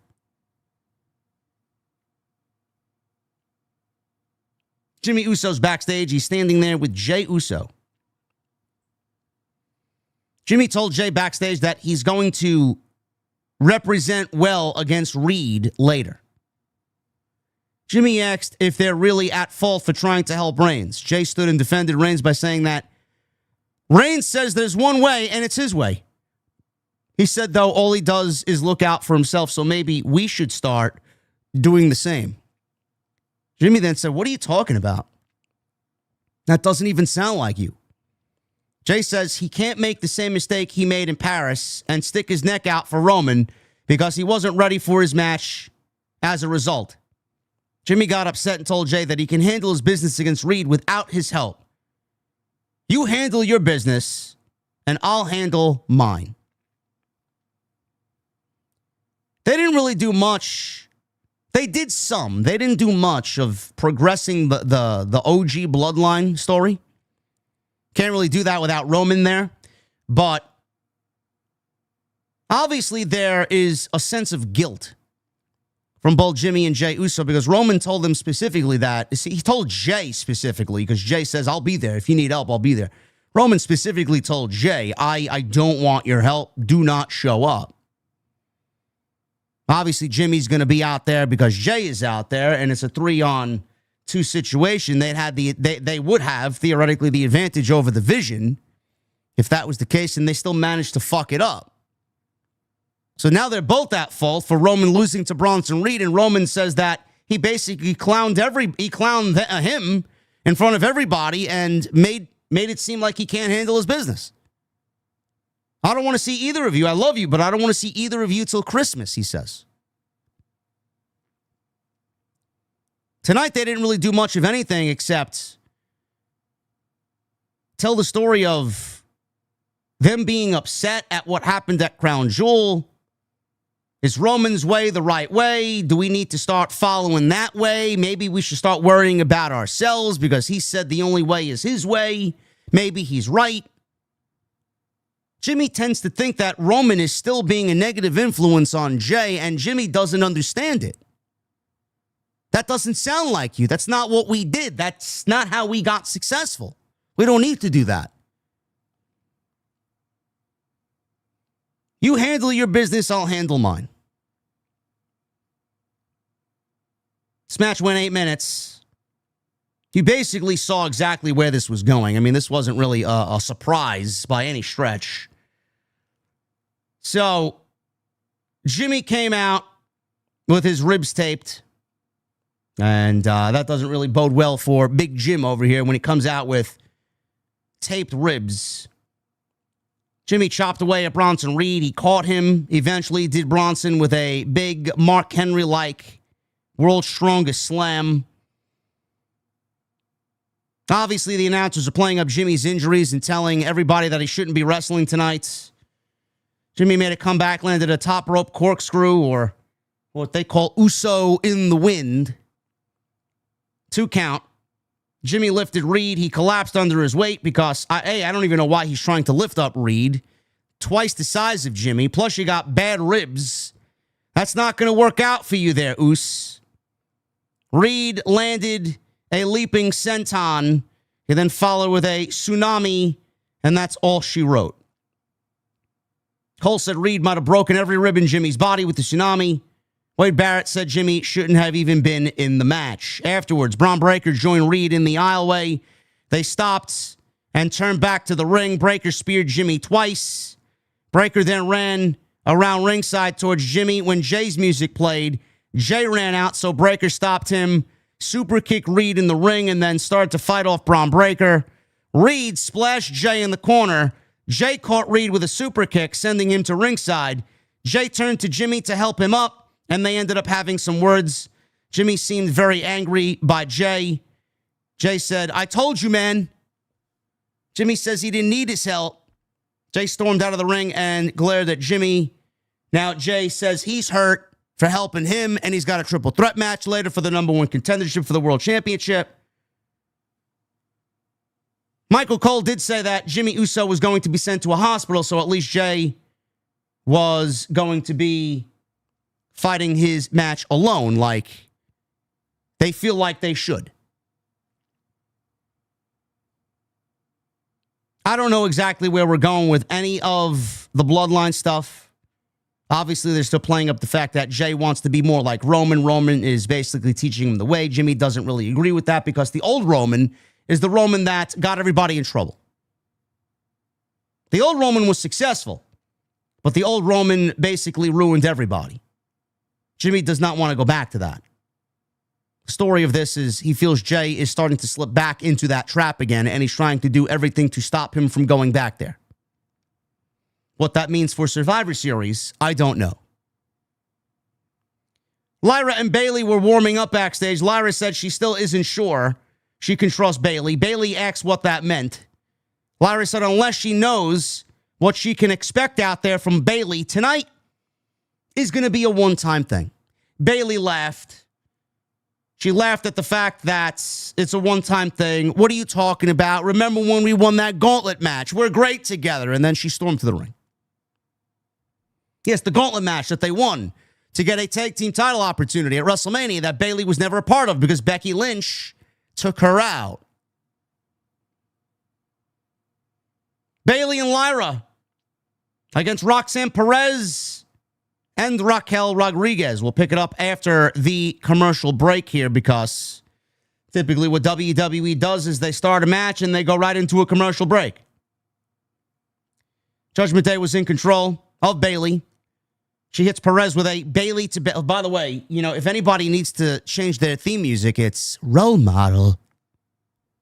Can we get old CFO theme Bayley back, please? No more of the Role Model. Judgment Day had control of Bayley through the break. She hit until she hit Perez with a Bayley to belly. Made the hot tag to Lyra. Judgment Day cut her off from a comeback. Perez brought Bayley off the top rope with the Hurricane Rana. Judgment Day continued to dominate Bayley, and Perez hit her with a springboard moonsault. Lyra checked on Bayley, cleared the ring of both Judgment Day members. Lyra then slaps the shit out of Bayley and fires her up. Now, everybody thought Bayley was going to attack Lyra and go psychotic, but she ended up going psychotic on the Judgment Day, and she did this thing where she snapped, and she immediately flew out of the ring with a flying suicide dive, taking out Rodriguez and Perez. She slammed Rodriguez into the ring post, clotheslines her over the barricade. She hit Perez with a flying elbow drop, and followed with what I think is one of the worst finishes in all pro wrestling, the Rose Plant for the 1, 2, 3 on Roxanne Perez. Remember when we made the comments of Sami Zayn needs to go with the Haluva kick as the setup and the Blue Thunder Bomb as the finish? He's actually won more matches with the Blue Thunder Bomb this year than I think I ever remember. He's now actually softly made that switch. I think Bayley needs to go with the Rose Plant as the setup and the Bayley to belly as the finish. The Rose Plant is awful. Nobody knows how to take it, and it never looks as impactful as it should. I don't know what's worse, the SVB or the Rose Plant. Two awful moves. That was basically it. Bayley and Lyra win, and I like my Women's War Games match. I think we're going to join all of the baby faces that I had mentioned together along with the heels. It's the only thing that even remotely makes sense. I don't see this ending anytime soon. And they did something where adding Stephanie Vaquer to the babyface team actually is going to make a lot of sense because now you see what they did with the Women's Championship. Roxanne Perez now wants a shot at the Women's Champion in Stephanie Vaquer. We'll get to that in a little bit. Backstage, Seth Rollins had this great promo with Paul Heyman. And it makes you wonder what exactly is going on here because he was very complimentary of everybody. Why would they turn on him? Well, I mean, the comments before where he says he doesn't need anybody, man, it doesn't matter what he says and how nice he acts to everybody. I don't need Bron Breakker. I don't need Bronson Reed. I don't need Paul Heyman, man. That shit's going to stick with somebody like Bron Breakker. You can't say that. You can't. Seth told Heyman backstage that he loves him. He loves his Oracle. So the last 6 months have been nothing but smiles. but they're nothing compared to the next 6 or 12 months or even 18 months. He says, the future's special, Paul. I see it. I feel it. I can sense it. Something big is on the horizon. Seth applauded as Bronson Reed walked in, all smiles, beating Jey Uso. Earlier in the night, he walked in with Bron Breakker. Seth says he's feeling great energy here. He said the birth of his child, marrying his wife, and seeing how much both Brons have grown are his proudest moments. He said, this is the mountaintop, gentlemen. This is the rarefied air that not many get to smell and feel. Breathe it in. Very few men understand what this is like, and you guys are here. The crazy thing is, I feel we are this close from taking the next step. I'm on cloud 9, man. There's absolutely no one who can knock me off that mountaintop. Now, Bron Breakker wasn't really as receptive to this. Bronson Reed kind of listened. But Bron Breakker listened in a way where it was just indifference. Now, I don't know how, if you're Rollins, you're not looking at Bron Breakker's body language and the way that he's acting and the way that he's kind of projecting himself. Rollins says he feels great energy here. The way you look at Bron Breakker, it's anything but great energy. Did Seth Rollins just not notice that Bron Breakker was very indifferent to everything he's been doing lately? Or again, is this a elaborate plan? I don't think so. I don't. Like I said earlier in the opening monologue, I feel like this is a legit injury and a work may be possible. With the July 12th situation with LA Knight and the knee injury, I thought it was a work first and possibly an injury. I feel the opposite way now. But in both instances, we let it play out. We needed a few days at least to see what was going on. We needed at least a week of television, 2 weeks of television to come to a conclusion. Yeah, it's a work. We needed to see reports, hear reports. Yeah, it's a work. I think this one may be legit, honestly. But again, I don't really know why. I don't know where they go. All I can tell you guys, like I said, the unpredictable nature of it is exactly what we wanted. It got everybody talking and it got everybody excited because something that a lot of people weren't enjoying ended. And the whole group is now in the hands of Paul Heyman and Bron Breakker.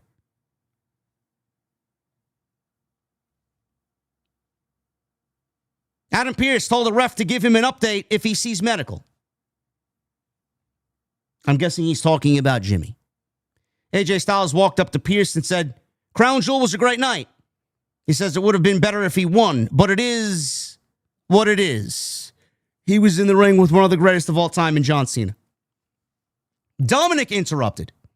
Adam Pearce yelled at Dom for interrupting his conversation with Styles. Dominik asked, what is up with him wrestling Rusev next week? He says he feels like he's the only working champion. That's great. He just gave me an idea. Pearce says, well, if he cheated like last time, did you cheat like last time? Dominik played dumb and said, I don't know what you're talking about. Styles said Dom has a point about Dom being the only working champion, so he suggested to Pearce, what about Dominik's buddies in the Judgment Day defend the tag team titles against him and Dragon Lee next week on Raw in Sacramento? Pearce says it's official. So we got Dominik basically luring his Judgment Day buddies into a tag team title match that they never asked for. So he had a great idea, which they took advantage of. So he was going to go back and tell the Judgment Day, and we got a tag team title match next week. Dragon Lee, AJ Styles, AJ Lee against Finn Balor and JD McDonough. Should be a banger. Do we see new tag team champions? Maybe. I mean, the titles aren't doing anything on fucking Judgment Day, so why not? Jackie Redmond. She interviewed Stephanie Vaquer. Shout out to Stephanie for you just physically hear her getting much better in her projection. The way she speaks, the way she's starting to really put some oomph and some emphasis on the things that she says. WWE is already prepping her for a fucking massive push. We see it. WWE is not going to put her on TV the way that we see a Becky holding a microphone or anybody that knows how to talk. But hopefully they do get her there, because I do think that she needs time in front of the microphone for the fans to really understand what she is and who she is. This is a great starting point. She made her entrance. She came out with her championships, which have swallowed her entire body. That Crown Jewel Women's Championship is just humongous. She congratulated Valkyria, did Jackie, for becoming the second ever Crown Jewel Women's Champion. Valkyria says she feels very blessed. She said she won the Crown Jewel Championship, and that makes her the first person in WWE history to win 4 titles in 1 calendar year. Mercedes, who? Raquel and Perez then walked out. Raquel asks why she's getting so emotional over a title that she never should have won. Stephanie says it's not her fault that they're upset they're having a bad night. Perez then gets involved and says she was the last one to beat Io, so she should have a match. Not only should have had a match for the Crown Jewel Championship, she should have had a match for the WWE Women's Championship. Valkyria told Perez she will never beat her. She said she should stop crying and do something about it. Perez says she'll do it on her time, not Stephanie's. They had a stare down, and that's the way the segment came to a close. So now we're getting Stephanie Valkyria involved in Judgment Day business. We've already got Bayley and Lyra. Then you add Rhea and Io. Then you add the Kabuki Warriors. I like where that's going. You put Becky and AJ in the mix there, and you just fuse everything together and just let everybody play out their fucking problems inside War Games. Boom. But I am on board completely with a Roxanne Perez and Stephanie Valkyria title feud. And can we get Roxanne Perez on the microphone a little bit more, man? I think we also need to kind of flesh out who she is in front of the audience. People need to hear from her as well. They need to see who she is, what she's about, how she sounds, her conviction, the way she speaks, her emotion behind things. We need to get her on the microphone as well. All we do is see her in the backstage segments with the Judgment Day. So hopefully this is the beginning of that as well. Main event. CM Punk, LA Knight, Jey Uso, #1 contender match. Winner earns a world championship match against Seth Rollins. When, where, I don't know. Don't know where that's going to be. Could be Saturday night's main event. It could be Survivor Series. We don't know. With the big ending that we got tonight, we don't know anything that's going on. So the bell rang 12 minutes into the final hour of the show. Knight elbowed out of an early go-to-sleep attempt. Jey kicked Punk in the jaw. Fans sang CM Punk's theme beautifully during his ring entrance. Jey ran for a dive. Knight cut him off. Knight then leapt off the ring apron with a big wrecking ball dropkick. Jey dove through the ropes, tackled Knight. We go to a commercial break about 2 minutes into the match. Come back from the break. Jey and Knight were exchanging blows in the middle of the ring. Fans were yelling along, "Yeet, yeah. Yeet, yeah." Punk recovered, landed a top rope body press. Punk was majorly over here. Punk kneed a charging Jey. Punk then delivered a bulldog clothesline combo to both LA Knight and Jey Uso. He stomped the mat, shook the rope, signaled for the GTS. Punk body slammed Knight instead and leapt off the top rope with a Macho Man, ooh yeah, elbow drop. He then went for the GTS. Knight stood up. Punk lifted him. Knight slipped free, landed a big inverted DDT. Jey got back into it. Knight quickly DDT'd him. Jey slipped out. Knight leapt off the ropes, though. Big elbow drop on Punk and Jey. Delivered that big leaping elbow drop he usually does. He scored a 2 count on Punk, and then he went for a cover on Jey, got a 2 count on Jey. Another commercial break. Can't do anything on this show without a fucking commercial break. Twice in the main event. Come back from the break. Punk and Knight together. Punk boots Knight in the face. Punk climbed to the top rope. Knight leapt Met him up there, delivered a superplex. This could have gotten ugly. Looked like LA Knight was slipping. Looked like LA Knight didn't get all of it. Didn't get all of his traction on the top rope, but thank God he saved it. Superplex down by LA Knight. Barely. Jay caught Knight with a quick top rope splash as he came down for the superplex. Got a 2 count. Knight gave Punk a BFT. Not the BLT, the BFT. I'm not even a fan of BLTs. Who eats a sandwich with bacon, lettuce, and tomato? Sounds awful. Sounds like something my grandpa would eat. In fact, I think that might have been one of his go-to sandwiches after work. Grandma used to make him a BLT. Anyway, he threw,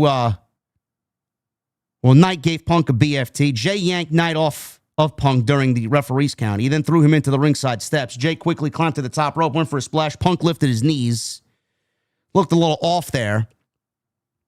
Punk then delivered a GTS and got the 1-2-3 on Jey Uso. CM Punk has now earned the shot to get revenge on Seth Rollins for what Rollins did to him at SummerSlam Night 1 in New Jersey against Gunther. They are delicious, huh? Yeah, I'm not a fan of BLTs. That's not my sandwich of choice. Just give me a nice old school, old-fashioned egg salad on a fucking roll with some salt and pepper. Not too much mayo, though. Not a fan of mayo. I'm very odd. I don't like mayo, but I'll eat egg salad. I'm an odd guy. Punk wins in 13 minutes. This was actually a fun main event. I enjoyed this match more than the main event that they had when there was a fatal 4-way involved. Rollins, Knight, Punk, and Uso. What was that? That was Clash in Paris. I enjoyed this one more than I did that main event. That one just felt off to me. So Punk wins in 13 minutes. Punk celebrated his win. Rollins' music played. He walked out with the rest of the Vision. Breakker charged full speed down the aisle, speared Jay. Punk stared at Breakker from the ring. Breakker turned and charged at Knight, speared him. Punk was then surrounded by the Vision. Reed entered first, then Breakker. This was going to be what Michael Cole called a massacre or an assassination of CM Punk. I don't think using the word assassination nowadays is the right terminology to use after what we saw about a month and a half ago. Breakker speared Punk. Seth then entered the ring and watched Reed hit the tsunami. Fans chanted one more time. So all that saying cult of personality. They want one more time for tsunami. Fuck the fans, is what I say. Fuck the fans. So the show was going off the air. We got the executive producers, Paul Levesque and Lee Fitting. Trademark logo for Monday Night Raw hits the bottom left. Seth's music's playing. Seth all of a sudden walking around the ring. Breakker's in the corner. He turns around. Bron Breakker spears the fuck out of Seth Rollins. Heyman's jaw dropped. Fans popped. Michael Cole emphatically, what the hell is going on? Crowd went crazy. Bronson Reed didn't reveal if he knew that was coming or how he felt. Heyman looked at Reed as if to say, did you know? Breakker walked up to Reed and said he can choose to go with him or not. I mentioned before, Heyman looked at Bron Breakker while he speared Seth Rollins and emphatically mouthed, what the fuck are you doing? I don't think this was an elaborate plan. I think this was very much supposed to be in the moment. Nobody saw Bron Breakker deteriorate over a course of the last several weeks. If you saw his body language, you saw him physically getting pissed off at the things Rollins would say. That wasn't really group-orientated. It was not group-focused. It was all about Rollins. Everything was about Rollins. Rollins is great. I don't need anybody. Me, me, me, me.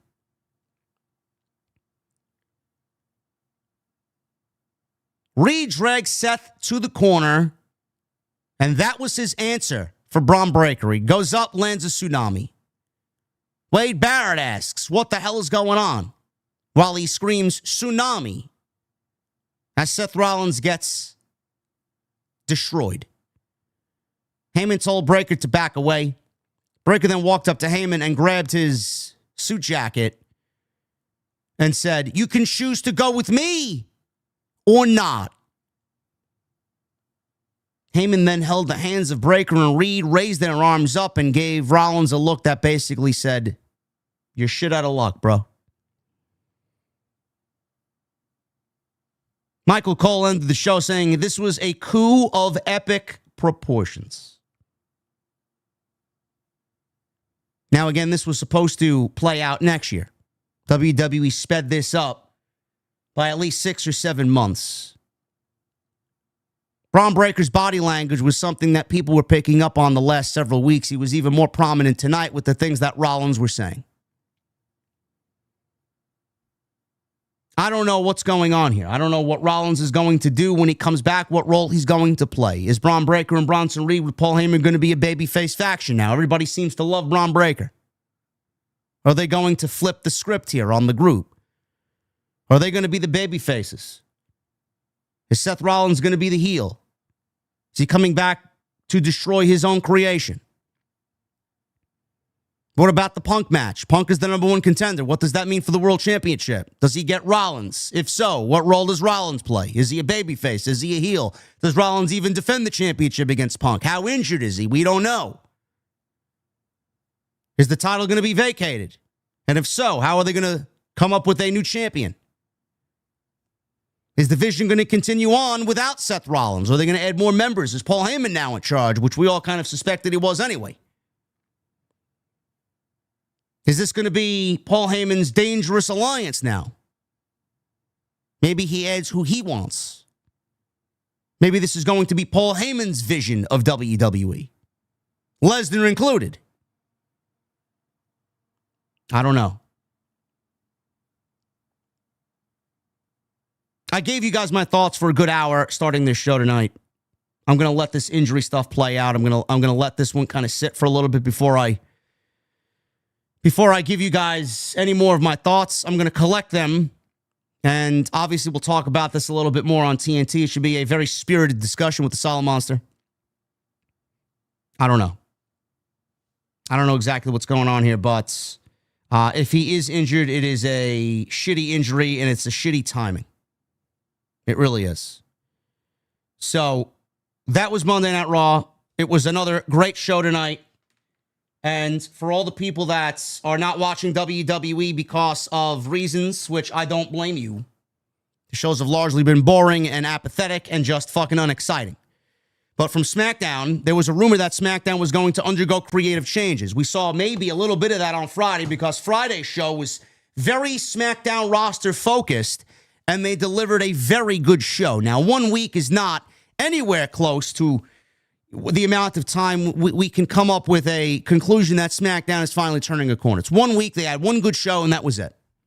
SmackDown was basically PBS Variety Hour. There were a little bit of Raw, a little bit of NXT, a little bit of SmackDown. Friday SmackDown gave us basically all SmackDown. They didn't borrow anything from any other show. It was a great main event between Priest and Black. Vega is now with Black. They set up the MFTs versus the Wyatts. So clearly things are moving over there in a very different direction than they were months ago. Crown Jewel was great.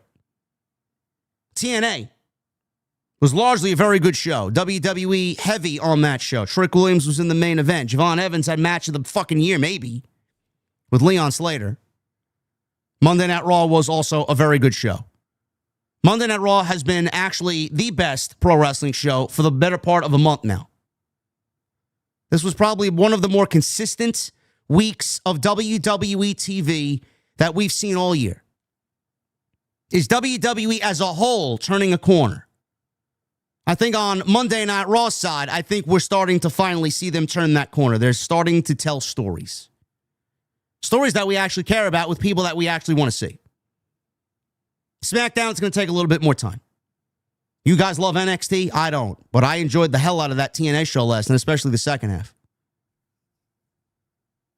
And WWE is giving you a feeling now that, especially with this ending tonight, I can't wait to see what happens next week. I can't wait to see what they do next week.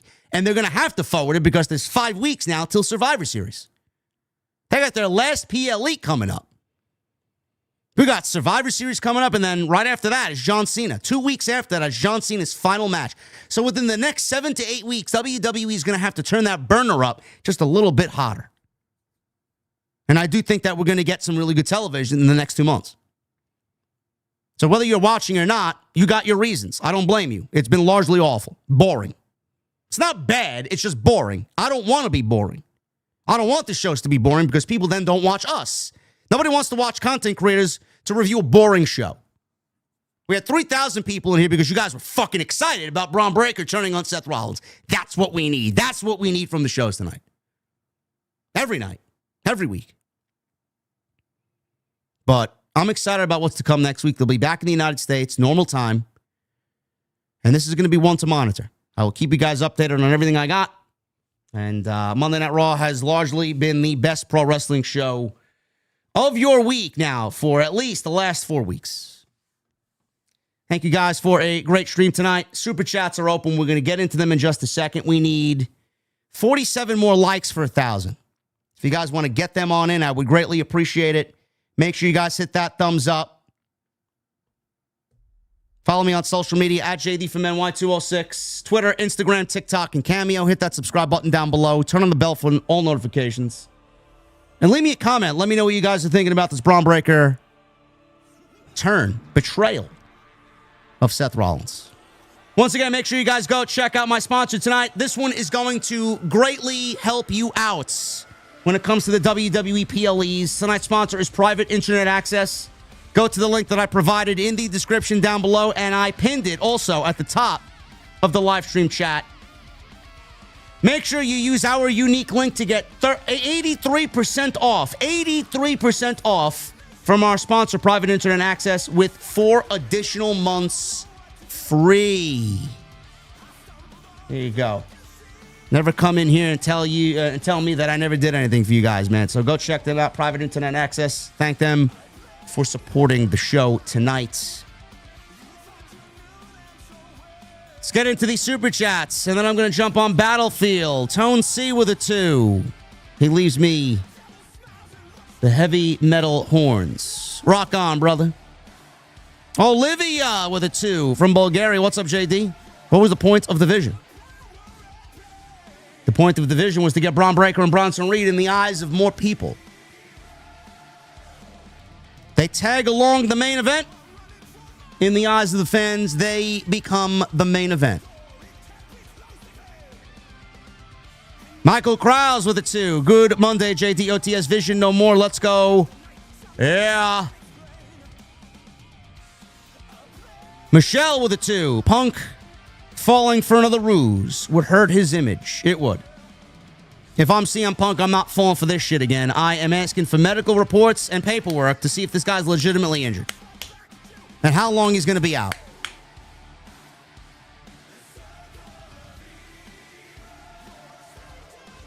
Shanamtra 531 with a super chat. Man, oh man, Raw ending was fucking great. Keep us engaged and intrigued for the follow-up in the next few weeks.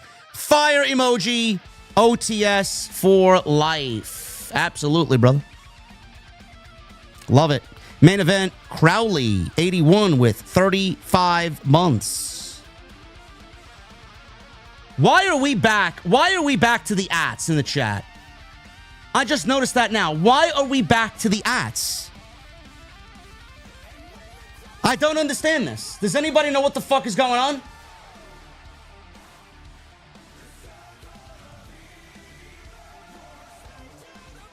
I just literally noticed that now.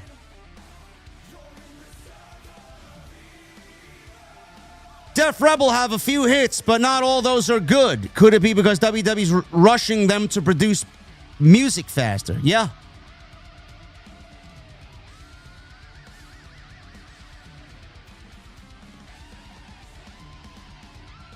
Am I at home? Yes, I am at home. I am where I'm usually on Monday.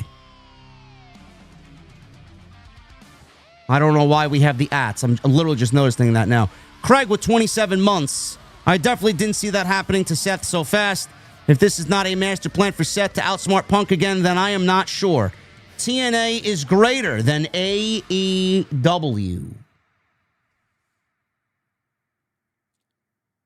TNA supposedly had 7,700 people in the venue last night. I don't believe that number. I think they definitely embellished that number. I think it was closer to maybe 6,500, 6,600. But that show is outselling WrestleDream. And most likely will. And even if WrestleDream does outsell Bound for Glory, the fact that WrestleDream is selling so few tickets should be very concerning. Go look at the attendance for Dynamite coming up on Wednesday and then ask me if you're not concerned about the overall health of AEW. Bossmo Jackson with a $4.99. Rollins betrayed isn't surprising, but it's the timing that got me. I didn't expect it this soon. I got the spoiler by accident this morning, as did I. I logged into Twitter this morning as I was having my morning yogurt and granola, and I saw everybody talking about the turn, so it was unavoidable. I don't really make a big deal about it, but you guys were here in numbers to watch and hang out tonight, so no harm done. Josh, you are Hill with a 50 in Australian super chat. What's up, JD and OTS crew on the ground at Perth, Australia? My God, what a weekend of wrestling. Hope you all enjoyed yourself as much as we did here in Australia. Brother, you guys were fucking loud all weekend. Love it. Glad you had a good time, brother. Bossmo Jackson with the $4.99. Since we're talking about 1As and 1Bs, Jordan is 1A, LeBron is 1B. If there's LeBron fans in the chat, cry me a river. LeBron ain't it. Jordan is the greatest of all time. LeBron is not number one. That is my opinion. Bobby Means with a 5. Seth's storytelling has been masterful this year. It's going to be wild between now and Survivor Series. Yes, it is.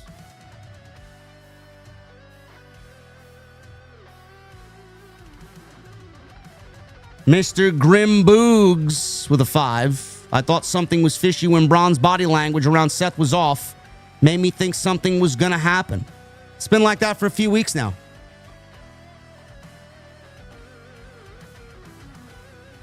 Joker's voice with 12 months. This does seem very familiar to previous injury. Liv Morgan's injury was known within hours of happening. Still no update.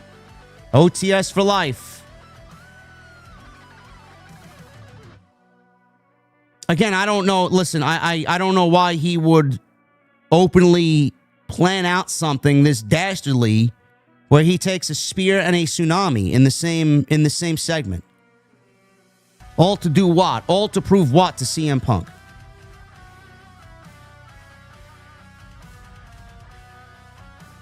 Dave LaGreca shouted me out on Busted Open today. Really? What did Dave LaGreca say on Busted Open? Somebody needs to tell me. Somebody needs to tell me. What did Dave LaGreca say? I love Dave LaGreca. I love those guys. That's the goal, man. We got to get over there. We got to get over there, man. That's the goal for 2026. JD on Busted Open Radio. In fact, Tuesday Night Titans on Busted Open Radio.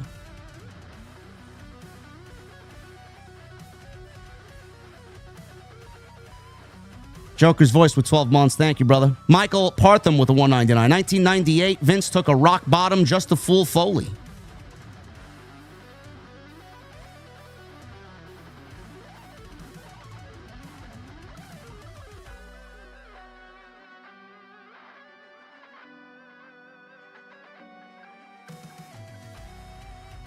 Lavelle with a 5. Due to the success, will you continue to cover TNA PLEs and compare Judgment Day's turn on Edge to Vision turn on Seth? Both turns mirror each other.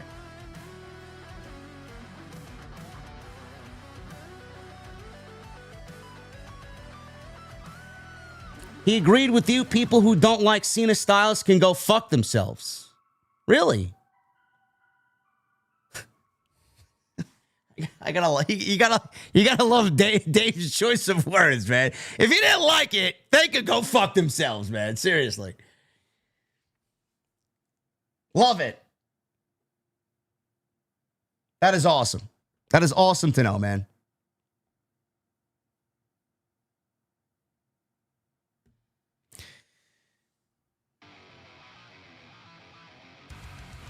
Lavelle, thank you, brother, for the 5. Melee King with a 5. Penta got hammered.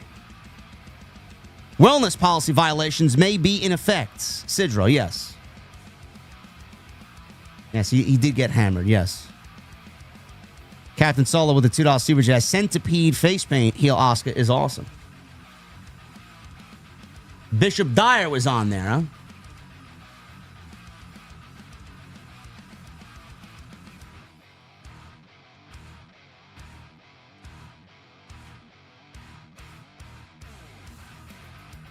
Joshua with the new membership. Thank you, Joshua. Link Master X with a 2. MLK, 2-pack, Mr. Rogers, Bob Ross, M. Jackson at War Games. Yeah, you guys stay away from the AI slot, please. It's awful. I don't know who watches content like that. And people are now generating millions of views on TikTok by basically fucking AI. They're AIing everything into WWE.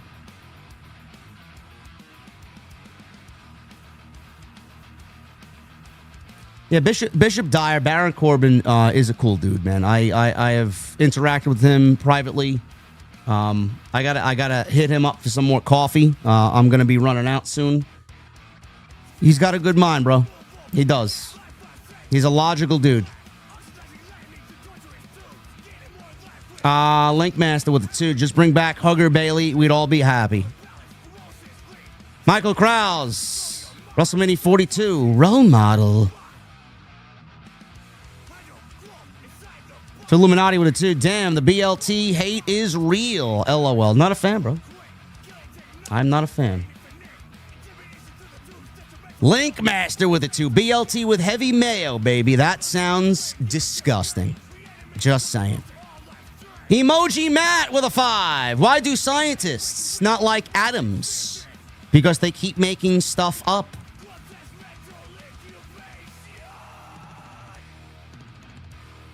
Thank you, bro. For Illuminati with a 10, maybe Rollins has to recruit his friend Cody to help destroy the Vision.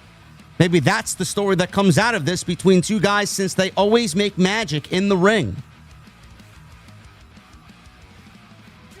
I don't know. Cody did say that he now has to take out the Vision. He has to destroy the Vision. I don't know. Link Master with a 2. Base Beerus here, by the way. Yes. Buy, sell. Jey Uso or Dominik? Dominik, buy, sell on Jey Uso. Yeah, I don't know who anybody is, guys. I apologize. This is not my fault. YouTube has given us the ats. I don't know why everybody is under their actual at name instead of their YouTube name. Jerry Ramey with a new membership. That's false because I see a title belt next to his name. Thank you for the recommitment, Jerry. Revols with a 2. Mayu Iwatani versus Io Sky. Officially main eventing. Fantastic. I will not be watching. Soap water backwash with a $10 super chat. I think I have chameleon infestation in my area. Unfortunately, there's no way to tell. On a serious note, I hope the bronze turning on Rollins will actually lead somewhere. Here's hoping. Finger crossed emoji.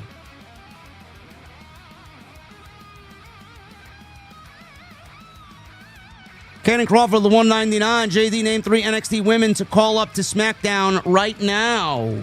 Sol Ruka, Zarya, and Jada Parker. Jerry Ramey with a 10. YouTube pause membership, but payday's here, and you are my first priority to renew. I got your re-up, brother. I got your re-up. I see it right there. I appreciate you, man. Thank you.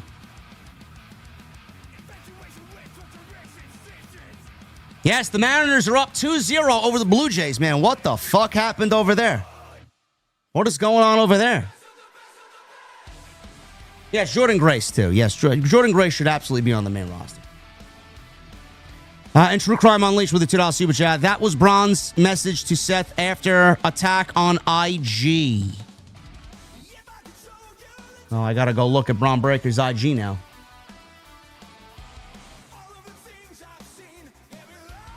All right, anyway, guys, thank you very much for a great stream. We had upwards of 3,000 people in here tonight. Thank you.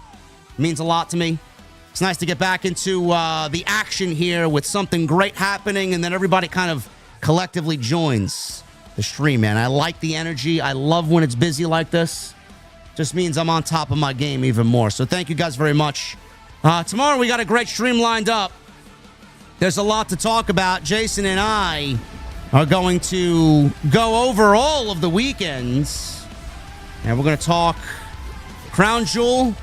We're going to talk Bound for Glory.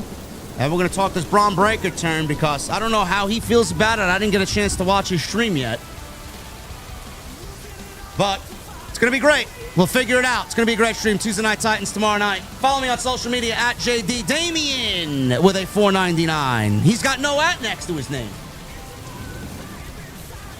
He leaves no message. Damien, thank you. Follow me on social media at JDfromNY206. Twitter, Instagram, TikTok, and Cameo. Hit that subscribe button down below. Turn on the bell for all notifications. Make sure you guys go check out all the great content on the channel, all the streams, all the extras. Go check them out. Saturday, Crown Jewel. Last night, TNA Bound for Glory.